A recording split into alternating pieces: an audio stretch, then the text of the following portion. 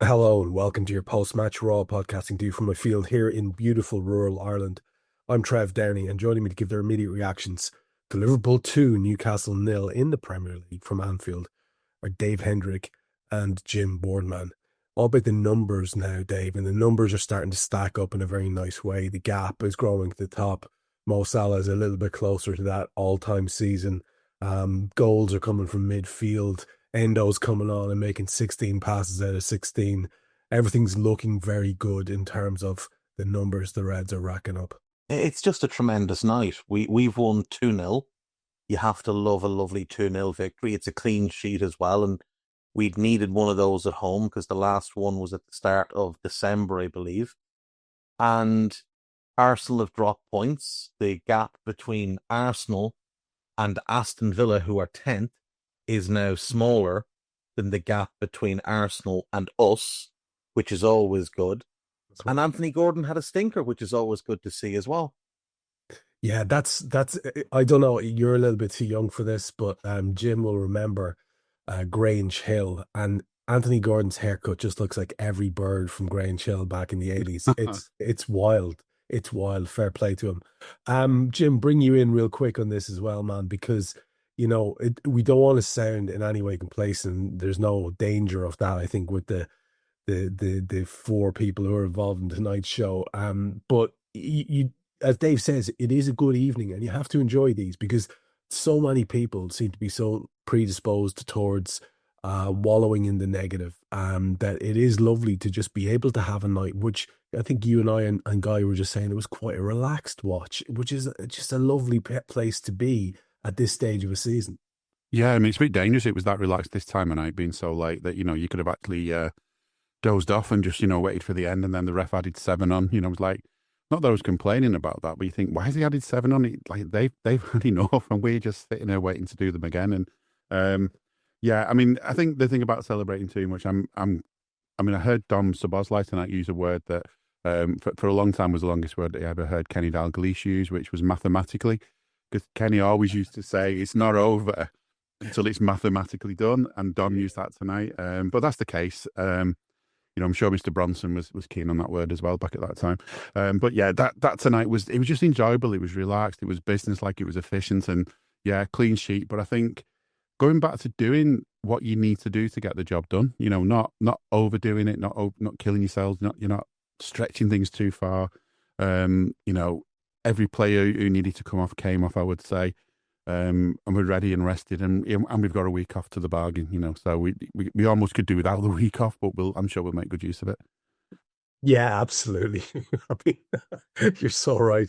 I love the Mr. Bronson reference as well for those of us of a certain age. God bless you.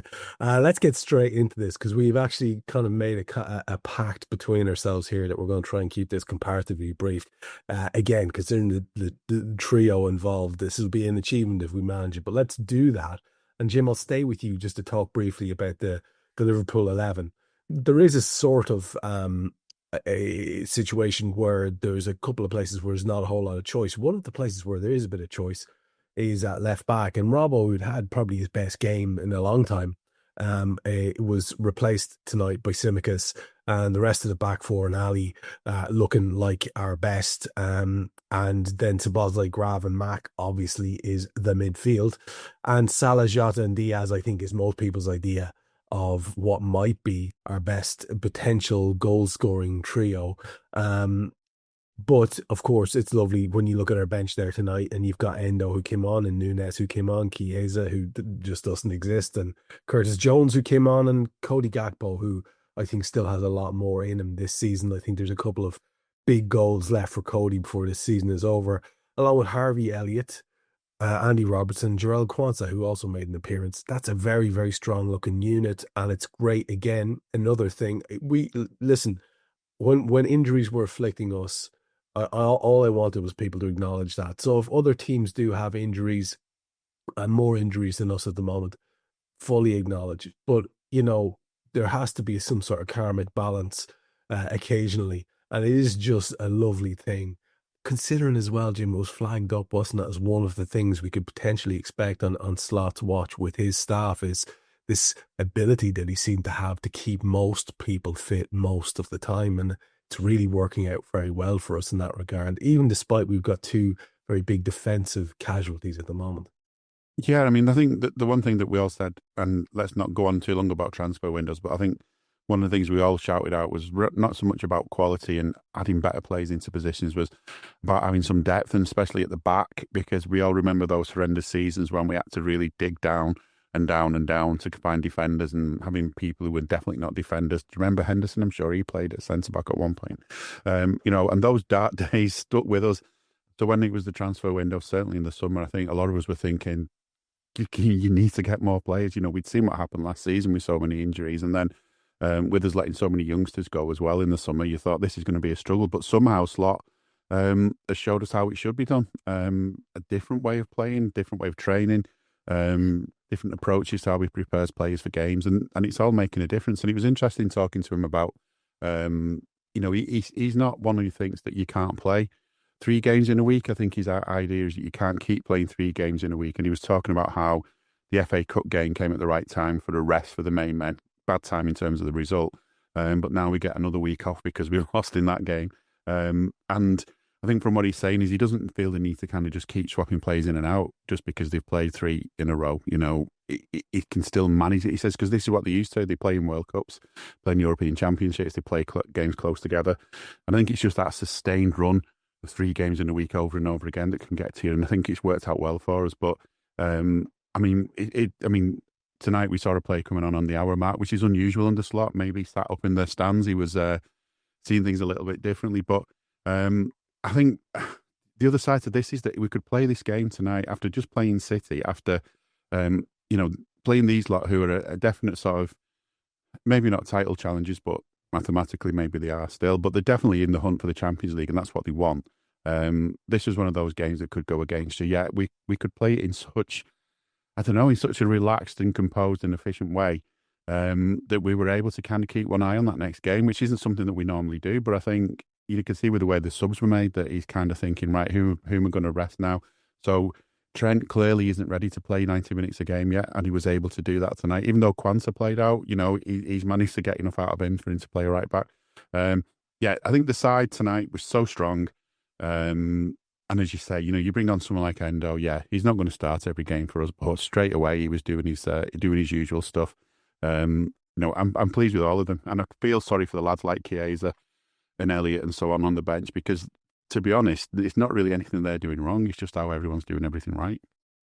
Yeah, there's a lot of people doing a lot of things right at the moment. And that just felt like a nice, solid performance by most people across the board tonight. Interesting point you make there, and just worth mentioning because it mightn't come up again. But Mac and Dom were being interviewed by TNT immediately afterwards.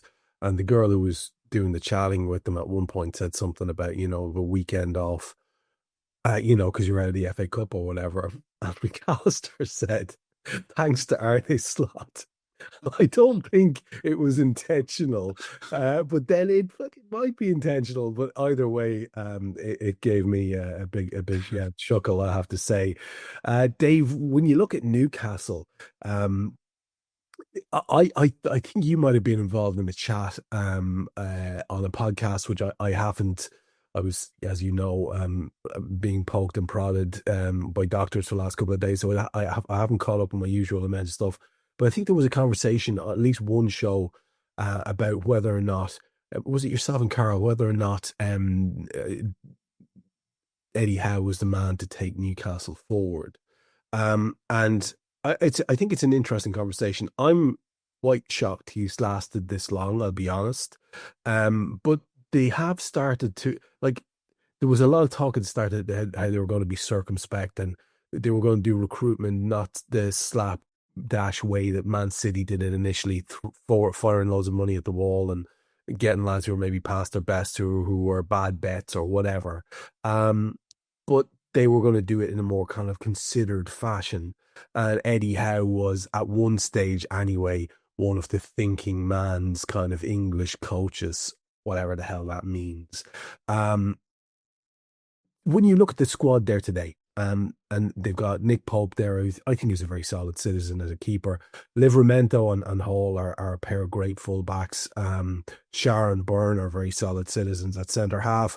Guimaraes is obviously someone that's looked at very enviously by most people, including Liverpool. Tonali, Willock, Murphy, Wilson, Gordon, all of these are Premier League kind of top end category players. On the bench, they've got Trippier to call on, Ruddy, Longstaff, Osula, Miley, Target, Kraft, and Barnes. And that's where you really see the drop off between us and them in terms of the quality there. But it does seem to be a very successful project so far. Do you think Eddie Howe is going to continue it? Look, I think Eddie Howe could potentially win you a cup, but it does remind me a bit of the early days of City, where like Mark Hughes was the manager. And you knew that ultimately Mark Hughes wasn't going to be the manager when they were winning real things. And by real things, I mean the Premier League and the Champions League.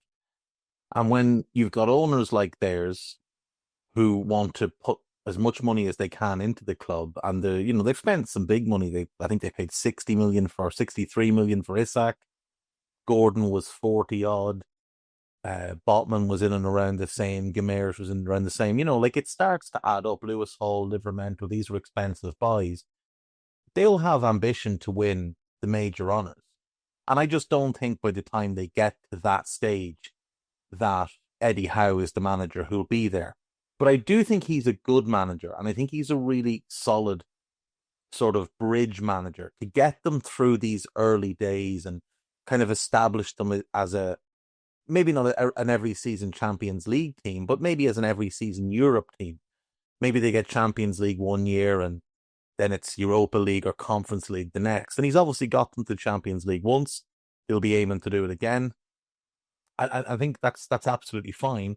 But I do think a point will come where they'll look for whoever it is, someone they view with a higher ceiling. Well, it's a Julian Nagelsmann, or maybe someone like an Andoni Iraola if he stays another year at Bournemouth, maybe Newcastle try and get him in. But I mean, they're certainly building something. You listed the team there, and there's no Botman tonight. He's out with an injury, but you put him back in instead of Dan Burn with those two fullbacks who started, and all of a sudden you've got 3/4 of a really good long-term defence where you're just looking for that right partner for Botman. You'll be looking for an upgrade on Pope, who's I think 33, 34 now. Maybe that's a home for Queevy and Kelleher. I've always liked that fit. I think Tonali and Guimaraes are absolutely Champions League caliber players. They're missing Joelinton in midfield tonight, of course. And although he's a bit of a grok, he's important to them in what he offers. And then in attack, Isak and Gordon, I think we'd all agree that's kind of 2/3 of a good front line. If you can get that other spot right, it could be a very good front line. I think he's the best striker in the league. I think Eddie Howe made a big mistake tonight, though. I think the decision to play Gordon as a 10 was a disaster. Gordon's not good enough to play in that position. If they'd played Gordon on the left and Willock in the middle, Willock's energy and directness, I think, could have hurt us a bit more. And Gordon's pace against Trent was the one real concern I had coming into this game, because we saw Trent get rinsed at the weekend, and obviously Gordon's a different type of threat, but he does have that ability to just run away from people. He's one of the quicker players in the league. He's very direct and purposeful like that. And I think if he played them in the other way around, it might have caused us more problems. I'm guessing the reason he went the way he did was because he knew Wilson wasn't going to run away from our centre-backs, although he did at one point.